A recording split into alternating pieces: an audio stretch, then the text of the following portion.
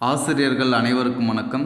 இன்றைக்கு தமிழ் 7ஆம் வகுப்பில் முதல் பருவத்தில் இருக்கக்கூடிய இலக்கண பகுதியை எளிமையாக பார்க்க போகிறோம். எளிமையாக மட்டும் பார்க்கறது இல்லாமல் புரிந்து கொள்ளக்கூடிய வகையில். ஸோ நீங்கள் இந்த வீடியோவை ஒரு தடவை பார்த்துட்டீங்க அப்படின்னா கண்டிப்பாக இதற்காக நீங்கள் திரும்ப இன்னொரு தடவை பார்க்க வேண்டிய அவசியம் இல்லை. அந்தளவுக்கு எளிமையாக கொடுத்துருக்கேன். ஓகேங்களா? ஸோ வீடியோவை ஸ்கிப் பண்ணாதீங்க. வீடியோக்குள்ளே போகிறதுக்கு முன்னாடி நீங்கள் இன்னும் நம்ம சேனலை சப்ஸ்கிரைப் பண்ணாமல் இருக்கீங்கன்னா கண்டிப்பாக ஒரு சப்ஸ்கிரைப் பண்ணிக்கோங்க. பக்கத்தில் இருக்கக்கூடிய பெல் ஐக்கானை கிளிக் பண்ணிக்கோங்க. அடுத்தது நம்ம வாட்ஸ்அப் குரூப்புக்கான லிங்க்கு சேனல் டிஸ்கிரிப்ஷனில் கொடுத்துருக்கேன்.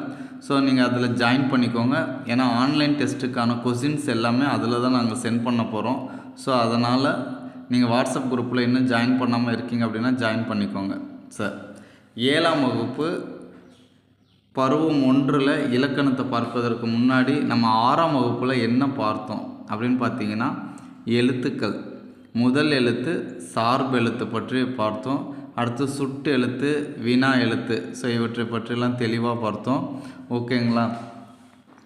அடுத்து சொல் வகைகள் பார்த்தோம் இலக்கண முறைப்படி. ஸோ இப்போ பருவம் 1ல் என்ன பார்க்க போகிறோன்னு பார்த்தீங்கன்னா, சார்பு எழுத்தில் சார்பு எழுத்து எத்தனை வகைப்படும்? அதற்கான ஆன்சரை டக்குன்னு கமெண்ட் பாக்ஸில் கமெண்ட் பண்ணுங்கள் பார்ப்போம். சார்பு எழுத்து உயிர்மை, ஆயுதம், உயிரிழப்படை, ஒற்றலப்படை, குற்றிய லுகரம், குற்றிய லிகரம், ஐகார குறுக்கம், ஔகார குறுக்கம், மகர குறுக்கம், ஆயுத குறுக்கம் அப்படின்னு சொல்லி சார்பு எழுத்து 10 வகைப்படும். ஓகேங்களா? ஸோ இந்த 10 வகையில் நம்ம குற்றிய லுகரம், குற்றிய லிகரம், ஐகார குறுக்கம், ஔகார குறுக்கம், மகர குறுக்கம், ஆயுத குறுக்கத்தை பற்றி இந்த வீடியோவில் பார்ப்போம். ஓகேங்களா? ஸோ இப்போ குற்றிய லுகரம், குற்றிய லுகரம் இதை பிரித்தா குறுமை கூட்டல் இயல் கூட்டல் உகரம் அப்படின்னு சொல்லுவோம். குறுமை கூட்டல் இயல் கூட்டல் உகரம். அதே மாதிரி குற்றிய லிகரம் அப்படின்னு பார்த்தீங்கன்னா குறுமை கூட்டல் இயல் கூட்டல் இகரம் அப்படின்னு சொல்லுவோம். ஸோ அடுத்து ஐகார குறுக்கம், ஔகார குறுக்கம். ஸோ இதெல்லாம் இப்போ எதுக்காக திரும்ப திரும்ப சொல்கிறோம் அப்படின்னா, உகரம், இகரம், ஐகாரம், ஔகாரம், ஆயுதம். ஓகேங்களா? ஸோ ஆயுத எழுத்துனா என்னது? அக்கு, மகரம். ஸோ இந்த உகரம் அப்படின்னா ஊ எழுத்து. உகரம்னா என்னது? ஊ எழுத்து. இகரம்னா ஈ எழுத்து. ஐகாரம்னா ஐ எழுத்து. ஔனா ஔகாரம்னா ஔ எழுத்து. ஆயுதம்னா அக்கு. மகரம் அப்படின்னா என்ன எழுத்துங்க? மா, இம் எழுத்து. ஸோ இப்போ இந்த எழுத்துக்கள்லாம் அது இயல்பாக ஒலிக்கக்கூடிய ஓசையிலிருந்து குறைந்து ஒலிக்கும். நல்ல ஞாபகம் வச்சுக்கோங்க. இந்த உகரம் உ, இ, ஐ, ஔ, அக்கு, இம். ஸோ இதெல்லாம் இப்போ 2 மாத்திரை அளவில் ஒலிக்குது அப்படின்னா அது 1.5 மாத்திரையாக குறைந்து ஒலிச்சதுன்னா அதுதான் குற்றிய லுகரம் அப்படின்னு சொல்கிறோம். இதுவே ஈ எழுத்து குறைந்து ஒலிக்குதுன்னா அது குற்றிய லிகரம். ஐ எழுத்து குறைந்து ஒலிக்குதுன்னா ஐகார குறுக்கம். ஔனா குறைந்து ஒலிக்குதுன்னா ஔகார குறுக்கம். இப்போ புரியுதுங்களா? ஃபஸ்ட்டு கான்செப்ட் இது தான். இதை தெரிஞ்சுக்கிட்டிங்கன்னா ஈஸியாக நம்ம என்ன பண்ணிடலாம், இந்த பாடத்தை கவர் பண்ணிடலாம். அப்போ தன்னுடைய ஓசையிலிருந்து குறைந்து ஒலித்தா அதுதான் என்னதுங்க? குற்றிய லுகரம், குற்றிய லிகரம் இதெல்லாம் நம்ம சொல்லுவோம். ஓகேங்களா? இப்போ ஃபஸ்ட்டு பகுதி என்னன்னு பார்த்தீங்கன்னா குற்றிய லுகரம். ஃபஸ்ட்டு பாடப்பகுதி என்னது இலக்கணத்தில் அப்படின்னு பார்த்தீங்கன்னா குற்றிய லுகரம். குற்றிய லுகரம்னா என்ன எழுத்து வருது? உகரம். இப்போ சாதாரணமாக குற்றிய லுகரத்தை பற்றி பாருங்கள். இப்போ குற்றிய லுகரத்துக்கான எடுத்துக்காட்டு பார்த்தீங்கன்னா குழந்தை, அடுத்தது வகுப்பு, அடுத்து பாக்கு. ஸோ இதில் உகர சொல் எதுன்னு பார்த்தீங்கன்னா கூ. ஏன்னா கூவை பிரிக்கும் பொழுது இக்கு கூட்டல் ஊ அப்படின்னு வரும். இக்கு கூட்டல் ஊ. ஸோ அப்போ உகரம் அப்படின்னா இதுதான் குழந்தை, வகுப்பு, பாக்கு. ஓகேங்களா? ஸோ இப்போ இந்த உகர எழுத்து எங்கே வந்திருக்கு? இது முதல்ல வந்திருக்கு, இது இடையில் வந்திருக்கு, இது கடைசியில் வந்திருக்கு, கடை. ஓகேங்களா? அப்போ முதல்லையும் இடையிலையும் வரும் பொழுது தனக்குரிய ஒரு மாத்திரை அளவு முழுமையாக ஒலிக்கும். தனக்குரிய ஒரு மாத்திரை அளவு முழுமையாக ஒலிக்கும். இதில் குறைந்து ஒலிக்காது. ஆனால் கடைசியாக இறுதியில் வரும் பொழுது தனக்குரிய ஒரு மாத்திரை அளவில் இருந்து குறைந்து அரை மாத்திரை அளவாக ஒலிக்கும். ஸோ அதனால தான் இதை குற்றிய லுகரம் அப்படின்னு சொல்கிறோம். என்னன்னு சொல்கிறோம்? குற்றிய லுகரம். அதாவது குசுடு துபுரு, குசுடு துபுரு. ஓகேங்களா? குசுடு துபுரு. அதாவது கசட தபரன்னு சொல்லுவோம். கசட தபர வல்லினம் அப்படின்னு நமக்கு தெரியும். ஸோ அப்போ இது மேலே புள்ளி வச்சு இக்கு கூட்டல் ஊ கு, இச்சு கூட்டல் ஊ சு, இட்டு கூட்டல் ஊ டு, இத்து கூட்டல் ஊ து, இப்பு கூட்டல் ஊ பூ, இரு கூட்டல் ஊ ரு. அப்போ இதோட ஊ சேர்ந்து வர்றதுனால இது உகரமாக ஆயிடுது. உகர சொல். ஓகேங்களா? ஸோ இப்போ புரியறதுக்காக தான் சொன்னேன். ஸோ இப்போ இந்த வல்லின எழுத்துக்கள் கடைசியில் வரும் பொழுது ஸோ அது என்னவா மாறிடும்? ஒரு மாத்திரை அளவில் இருந்து அரை மாத்திரை அளவு குறைந்து ஒலிக்குது அப்படின்னா அதுதான் குற்றிய லுகரம். இப்போ புரியுதுங்களா? ஸோ இப்போ குற்றிய லுகரத்தை பொறுத்த வரைக்கும் முதல்லையும் இடையிலையும் எந்த மாற்றமும் இருக்காது. ஒரே மாத்திரை அளவில் அப்படியே முழுமையாக ஒலிக்கும். அதுவே கடைசி வரக்கூடிய உகர எழுத்து தனக்குரிய ஒரு மாத்திரை அளவில் இருந்து அரை மாத்திரை அளவு குறைந்து ஒலிப்பதனால இதை என்னன்னு சொல்கிறோம்? குற்றிய லுகரம் அப்படின்னு சொல்கிறோம். அடுத்தது முற்றிய லுகரம் அப்படின்னு சொல்லுவோம். ஸோ இப்போ இதற்கான எடுத்துக்காட்டு பாருங்களேன். குற்றிய லுகரத்துக்கு எடுத்துக்காட்டு புக்கில் இருக்கக்கூடிய எடுத்துக்காட்டையே நல்லா பாருங்கள். ஸோ அதிலிருந்து தான் கேட்பாங்க. காசு, எக்கு, பயறு, பாட்டு, பந்து, சால்பு. ஓகேங்களா? ஸோ இதில் எல்லாத்துலேயும் கடைசி வருது. ஸோ இப்போ கடைசி வர எழுத்து என்ன தனக்குரிய ஒரு மாத்திரை அளவில் இருந்து குறைந்து ஒலிக்கும். ஆனால் இப்போ முற்றிய லுகரம். ஸோ இதிலிருந்து கொஸ்டின் கேட்டிருக்காங்க. இப்போ பாருங்கள், முற்றிய லுகரத்தை பொறுத்த வரைக்கும் புகு, பசு, விடு, அது, வரு. ஓகேங்களா? மாவு, ஏழு. ஸோ இதில் எல்லாத்துலேயும் பார்த்தீங்க அப்படின்னா இப்போ முதல் எழுத்து என்னவா இருக்குது? தனி குறில் எழுத்து. இது எல்லாமே குறில் எழுத்து. இந்த குறில் எழுத்து தொடர்ந்து வரக்கூடிய என்ன எழுத்துங்க? உகர எழுத்து தனக்குரிய முழு மாத்திரை அளவில் முழுமையாக ஒலிக்கும். நல்ல ஞாபகம் வச்சுக்கோங்க. இறுதியில் வந்தது அப்படின்னா தனக்குரிய ஒரு மாத்திரை அளவில் இருந்து அரை மாத்திரை அளவு குறைந்து ஒலிக்கும் அப்படின்னு நம்ம சொன்னோம். ஆனால் முற்றிய லுகரம் அப்படின்னா தனிக்குறில் எழுத்துக்கு அடுத்தது வரக்கூடிய இறுதி எழுத்து என்ன ஆகுங்க?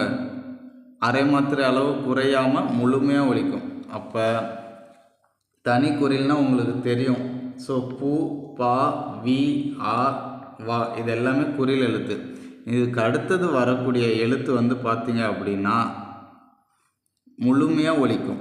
ஸோ அப்போ இது முற்றிய லுகரம் அப்படின்னு சொல்கிறோம். புரியுதுங்களா? ஓகே. அடுத்தது குற்றிய லிகரம்.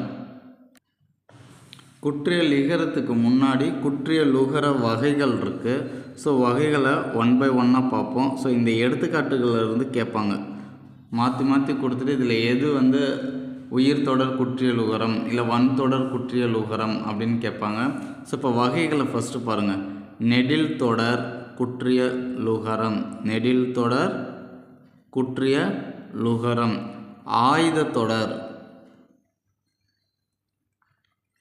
அடுத்தது உயிர் தொடர். அடுத்து என்னதுங்க? வன் தொடர், மென் தொடர், இடைத்தொடர். ஒன்று, மென்னு, இடை. ஸோ மொத்தம் எத்தனை வகைப்படும்? குற்றிய லுகரம் 6 வகைப்படும். ஸோ என்னென்னது? நெடில் தொடர், ஆயுத தொடர், உயிர் தொடர், வன் தொடர், மென் தொடர், இடைத்தொடர். ஓகேங்களா? இப்போ நெடில் அப்படின்னா நமக்கு தெரியும்.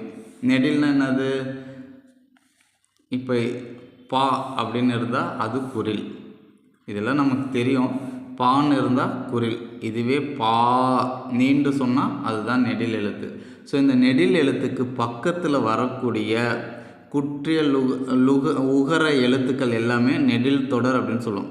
இப்போ இதுக்கு பக்கத்தில் கூ போடுறோம், இது உகர எழுத்து, ஊ வரிசையில் வரக்கூடிய எழுத்து. ஸோ அப்போ இதுதான் நெடில் தொடர். அடுத்தது மாசு. ஓகேங்களா? சூ வருது. அடுத்தது பாடு. இது எல்லாமே நெடில் எழுத்து. இந்த நெடில் எழுத்துக்கு பக்கத்தில் வரக்கூடிய உகர எழுத்தை தான் நம்ம என்னன்னு சொல்கிறோம்? நெடில் தொடர் அப்படின்னு சொல்கிறோம். இப்போ நெடிலை பார்த்துட்டோம். அதுவே ஆயுத எழுத்துனா அக்கு. ஸோ இந்த அக்குன்ற எழுத்து வந்தது அப்படின்னா அதுதான் வந்து என்னதுங்க? ஆயுத தொடர் குற்றிய லுகரம். எஃகு, அஃது. ஓகேங்களா?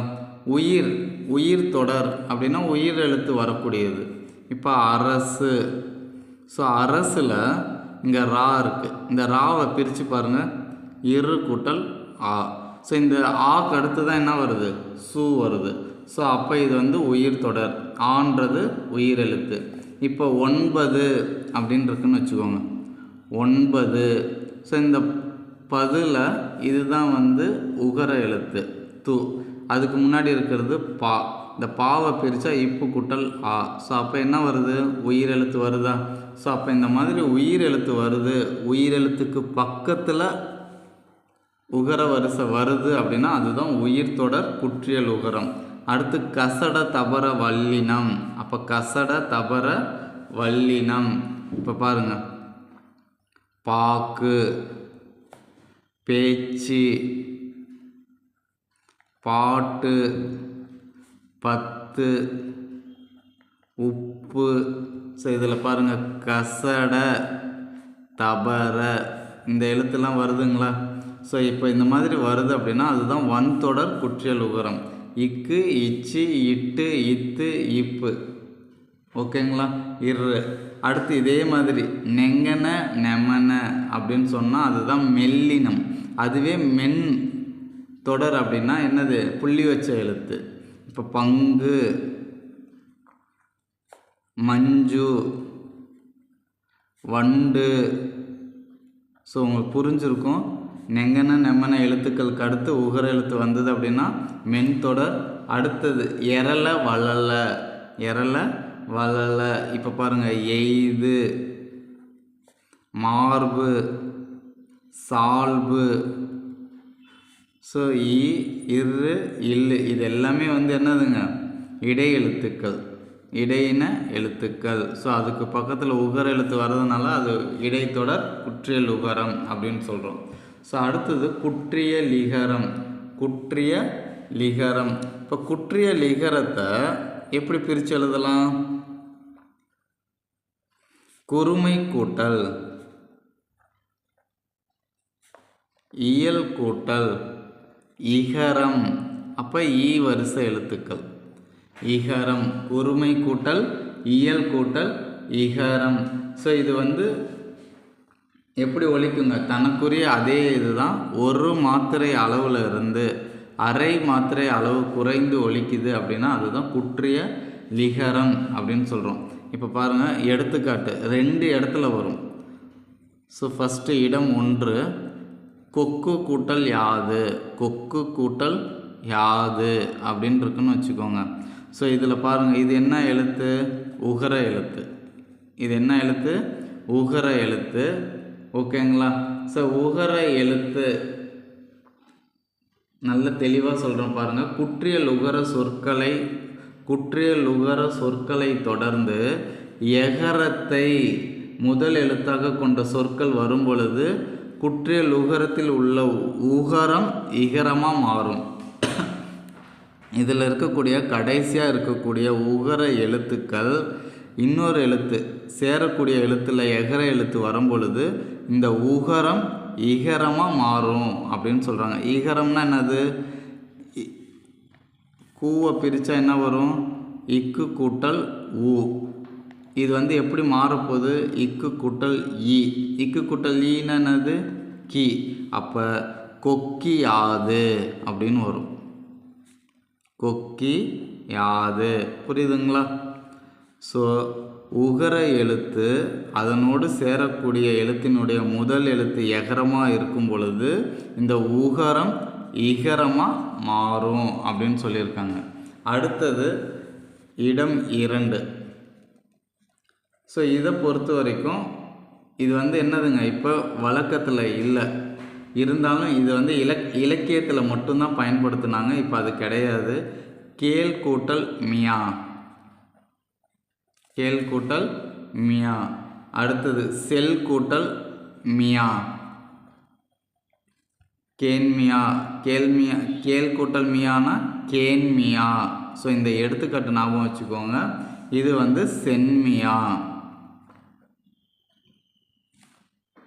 இது வந்து எந்த வழக்கத்தில் இல்லை அப்படின்னா உரைநடைகளை இப்போ தற்பொழுது வழக்கத்தில் பயன்படுத்துறது இல்லை, ஆனால் இலக்கியத்தில் பயன்படுத்துகிறாங்க. இது முக்கியமானது. இலக்கியத்தில் இந்த வார்த்தைகளை பயன்படுத்துகிறாங்க, ஆனால் உரைநடையில் பயன்படுத்துறது கிடையாது. ஓகேங்களா? ஸோ அவ்வளோதான். ஸோ அடுத்த டாபிக் நால்வகை குறுக்கங்கள். ஸோ இந்த 4 வகை குறுக்கங்களில் ஃபஸ்ட்டு ஐகார குறுக்கத்தையும் ஔகார குறுக்கத்தையும் பார்க்க போகிறோம். ஐகார குறுக்கம், ஔகார குறுக்கம். ஓகேங்களா? ஸோ இந்த ஐகார குறுக்கம் அப்படின்னா நமக்கு தெரியும், எது குறைந்து ஒலிக்கும்? ஐன்ற எழுத்து தனக்குரிய மாத்திரை அளவில் இருந்து குறைந்து ஒலிச்சா அதுதான் ஐகார குறுக்கம். ஔகார குறுக்கம்னா ஔ என்னும் எழுத்து தனக்குரிய மாத்திரை அளவில் இருந்து குறைந்து ஒலிக்கிறது தான் ஔகார குறுக்கம் அப்படின்னு நம்ம சொல்கிறோம். ஸோ இப்போ எடுத்துக்காட்டு பாருங்கள். வையம், சமையல், பறவை. ஸோ இதில் ஐன்ற எழுத்து எங்கே இடம்பெற்றிருக்கு? வை. இவ் கூட்டல் ஐ. மை. இம் கூட்டல் ஐ. ஒய். இவ் கூட்டல் ஐ. ஸோ அப்போ முதல்லையும் வருது, இடையிலையும் வருது, கடையிலையும் வருது. ஓகேங்களா? ஸோ அப்போ முதல் இடை நல்லா கவனிச்சுக்கோங்க. முதல்ல வரும்பொழுது தனக்குரிய 2 மாத்திரை அளவில் இருந்து 1.5 மாத்திரையாக குறைந்து ஒலிக்கும். நல்லா தெரிஞ்சுக்கோங்க, இதெல்லாம் பாயிண்ட்டு. 2 மாத்திரை அளவில் இருந்து 1.5 மாத்திரை அளவு குறைந்து ஒலிச்சா அதுதான் முதல்ல வரும். அதே மாதிரி இடையிலையும் கடையிலையும் பார்த்தீங்க அப்படின்னா தனக்குரிய 2 மாத்திரை அளவில் இருந்து 1 மாத்திரை குறைந்து 1 மாத்திரை அளவு ஒலிக்கும். சரிங்களா? ஸோ இதுதான் கீ பாயிண்ட்டு. இப்போ திரும்பவும் சொல்கிறேன், ஐகாரத்தை பொறுத்த வரைக்கும் முதல், இடை, கடை ஆகிய 3 இடத்துலையும் வரும். முதல்ல வந்து பார்த்திங்கன்னா அரை மாத்திரை குறைந்து 1.5 மாத்திரை அளவில் ஒலிக்கும். இடையிலையும் கடையிலையும் 1 மாத்திரை அளவு குறைந்து 1 மாத்திரை அளவில் தான் ஒலிக்கும். சரிங்களா? ஸோ அதே மாதிரி ஔகாரத்தை பொறுத்த வரைக்கும் இப்போ எடுத்துக்காட்டுன்னு பார்த்தீங்கன்னா ஔவையார், வௌவால். ஸோ இந்த ஔவையார் வௌவாலில் அவ்வுன்ற எழுத்து ஃபஸ்ட்டில் தான் வருது. அப்போ இதிலிருந்தே தெரியும் நமக்கு முதல்ல மட்டும்தான் வரும். எதில் வராது? இடை கடையில் வராது. ஓகேங்களா? முதல் இடையிலையும் கடையிலையும் வராது, முதல்ல மட்டும்தான் வரும். புரியுதுங்களா? ஸோ அப்போ அடுத்தது மாத்திரை அளவு பார்த்திங்கன்னா 2 மாத்திரை அளவில் இருந்து குறைந்து 1.5 மாத்திரை அளவு ஒலிக்கும். ஸோ இப்போ முதல்ல வரும் பொழுது 2 மாத்திரை அளவில் இருந்து குறைந்து எத்தனை மாத்திரை அளவு ஒலிக்கும்?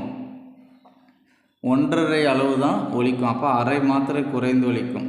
ஸோ இப்போ ஐகாரத்துக்கும் ஔகாரத்துக்கும் உள்ள வித்தியாசம், இது முதல், இடை, கடை 3 இடத்துலையும் வரும். இது வந்து முதல்ல மட்டும்தான் வரும், இடையிலையும் கடையிலையும் வராது.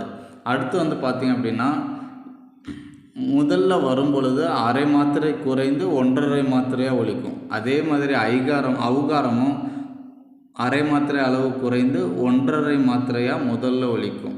அதே மாதிரி இடை கடையில் 1 மாத்திரை அளவு ஐகாரம் ஒலிக்கும். அவ்வளோதான். இதே மாதிரி மகர குறுக்கம் ஆயுத குறுக்கத்தை பார்க்கலாம். மகர குறுக்கம் ஆயுத குறுக்கம். ஸோ இப்போ மகரம் அப்படின்னா என்ன எழுத்து வரும்? இம். ஆயுதம் அப்படின்னா அக்கு. இது ஃபஸ்ட்டு தெளிவாக புரிஞ்சுக்கணும். அடுத்தது இது மாத்திரை அளவு பார்த்திங்கன்னா அரை மாத்திரை தான், ரெண்டுத்துக்குமே அரை மாத்திரை. ஸோ அந்த ஐகாரத்துக்கும் ஔகாரத்துக்கும் 2 மாத்திரை, மகரத்துக்கும் ஆயுதத்துக்கும் அரை மாத்திரை. இந்த அரை மாத்திரையிலிருந்து 1/4 மாத்திரை குறைந்து ஒலிக்கும். ஓகேங்களா? இப்போ போலும் அப்படின்னு இருக்குன்னா போன், மருளும் அப்படின்னா மருண் அப்படின்னு ஒலிக்கும்.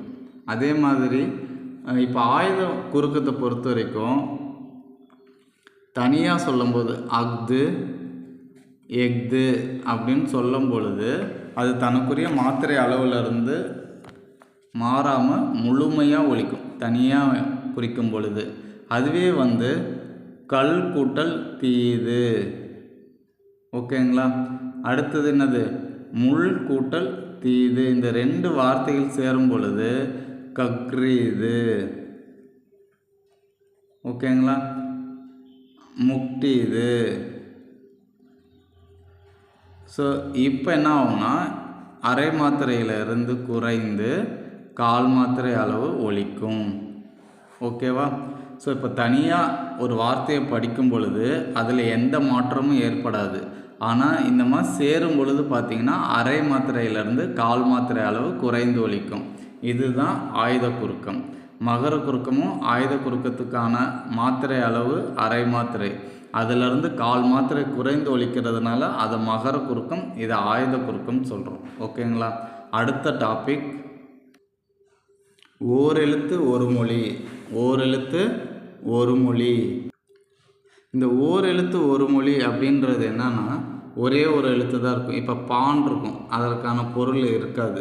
அதுவே பூ அப்படின்னா நமக்கு நல்லாவே தெரியும் பூன்றது என்ன. அதே மாதிரி கைனா என்ன, ஈனா என்ன. ஸோ இந்த மாதிரி ஒரு எழுத்து தான் இருக்கும், ஆனால் அது பொருள் கொடுக்குது அப்படின்னா அதுதான் என்னதுங்க?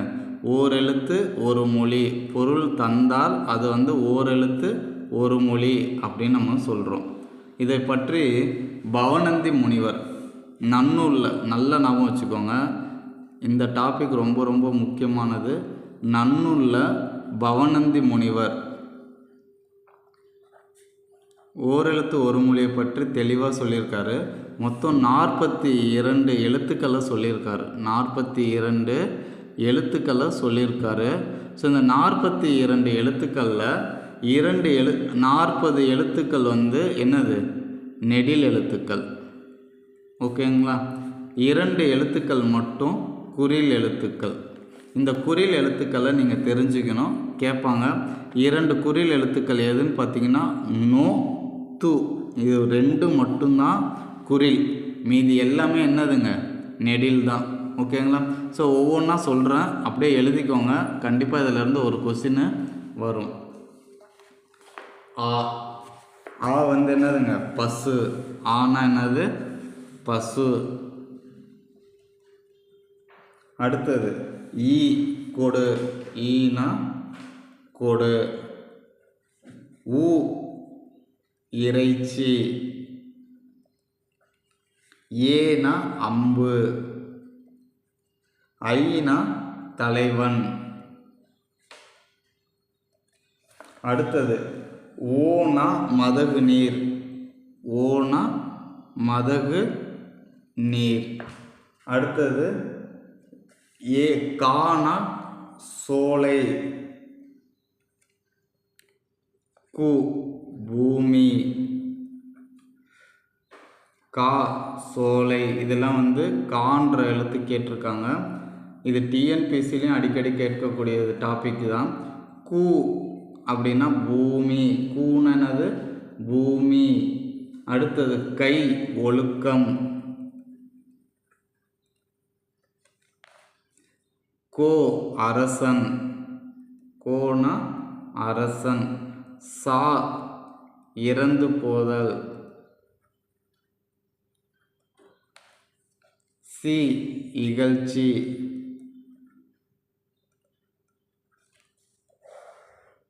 அடுத்தது சேனா உயர்வு. சேனா உயர்வு. சோனா சோனா என்னதுங்க? மதில். சோனா என்னது? மதில். தானா கொடு.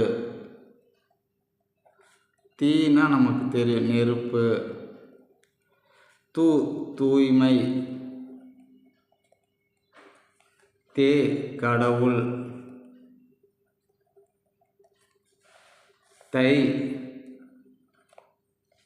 தைத்தல்.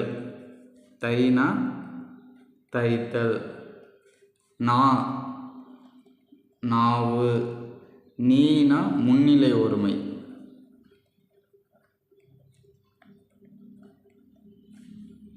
நேனா அன்பு. நை இழிவு. நோனா வறுமை. நோனா வறுமை. பானா பாடல். பூ மலர். பேனா மேகம்.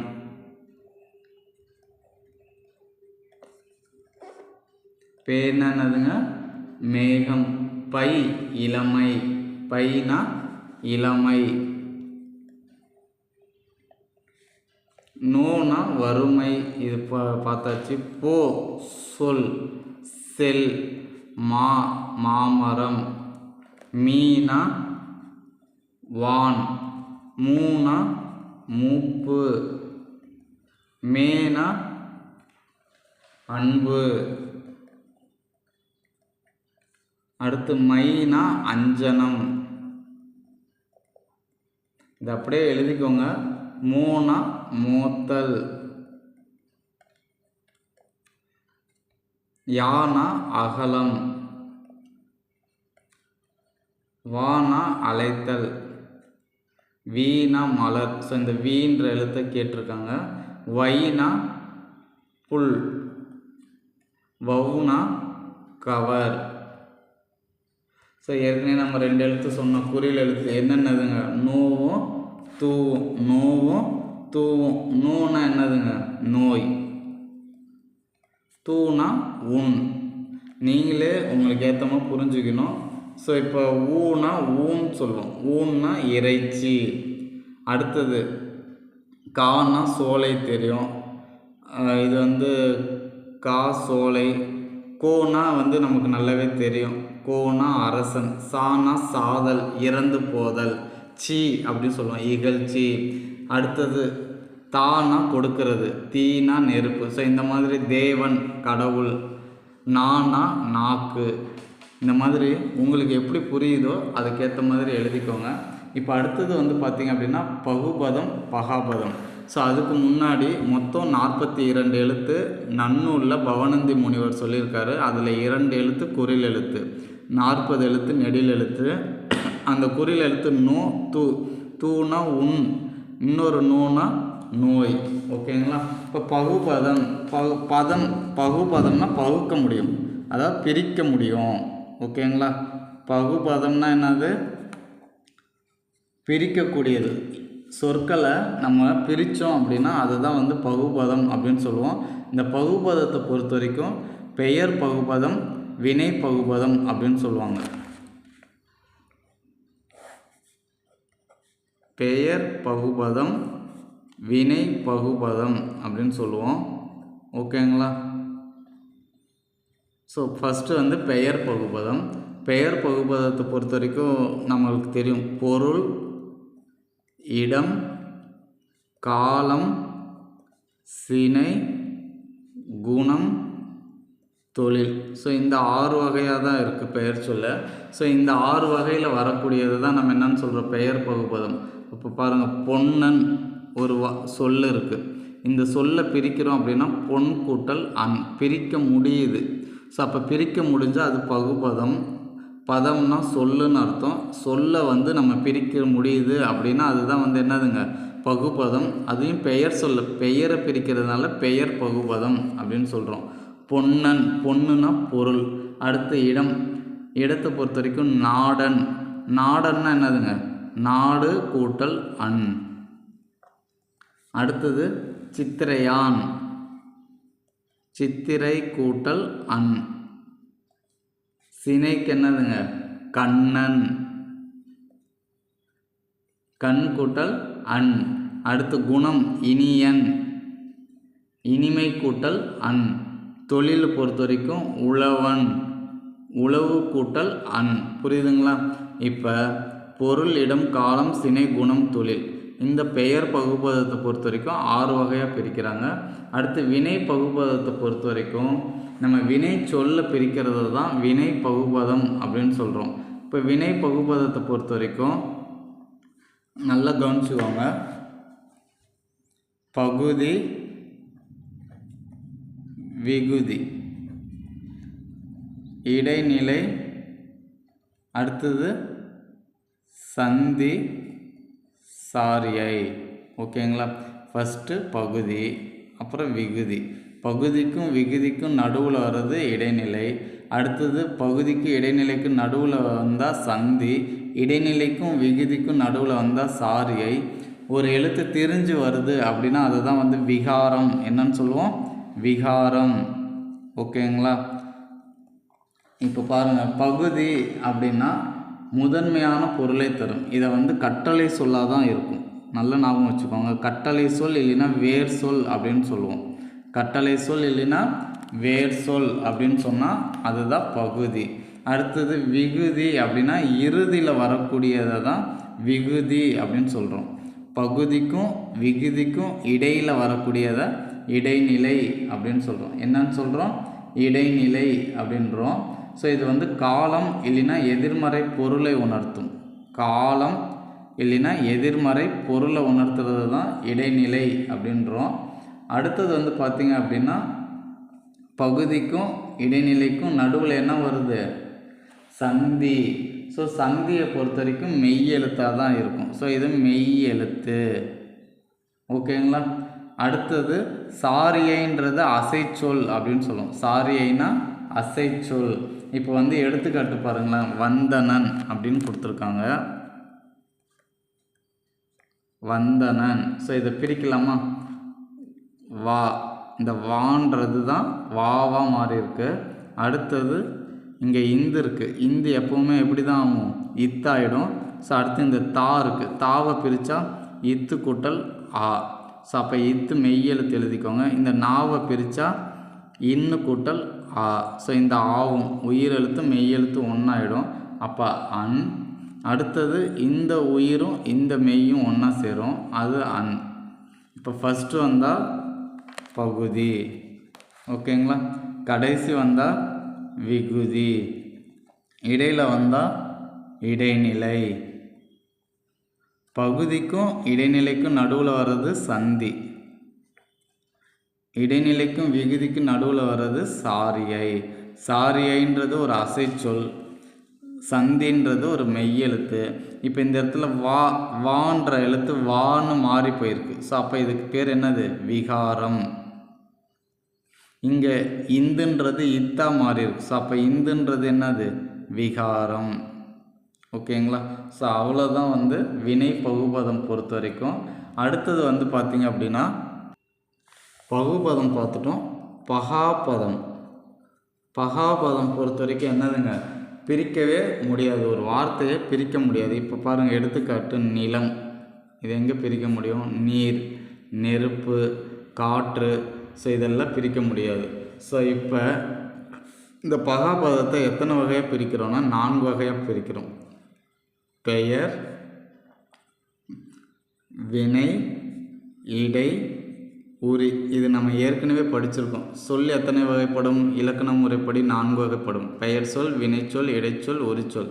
இப்போ இது வந்து பெயர் பகாபதம், வினை பகாபதம், இடை பகாபதம், உரி பகாபதம். இதற்கான எடுத்துக்காட்டை நீங்கள் நல்லா தெரிஞ்சுக்கணும். உரிக்கு உரு, தவ, நனி, களி. ஓகேங்களா? அதே மாதிரி இடைக்கு மண் கொள் தில் போல். வினைக்கு நட வா படி வாழ். பெயர் இப்போ நம்ம பார்த்தது தான் நிலம் நீர் காற்று. ஸோ இந்த வார்த்தைகளெல்லாம் பிரிக்க முடியாது. ஸோ அதனால் இது வந்து என்னதுங்க, பகாபதம் அப்படின்னு சொல்கிறோம். உங்களுக்கு கிளாஸ் ரொம்ப ஈஸியாக இருந்திருக்கும் அப்படின்னு நான் நம்புகிறேன். ஒரு தடவை வீடியோவை பார்த்துட்டு புக்கை வந்து ரிவைஸ் பண்ணுங்கள், கண்டிப்பாக பயனுள்ளதாக அமையும். நீங்கள் இன்னும் நம்ம சேனலை ஃபாலோ பண்ணாமல் இருக்கீங்க, சப்ஸ்கிரைப் பண்ணாமல் இருக்கீங்கன்னா சப்ஸ்கிரைப் பண்ணிக்கோங்க. லாஸ்ட் ஒன், நம்ம வாட்ஸ்அப் குரூப்பில் ஜாயின் பண்ணாமல் இருக்கீங்க அப்படின்னா ஜாயின் பண்ணிக்கோங்க. Okay, all the best. Thanks for வாட்சிங். Thank you to all.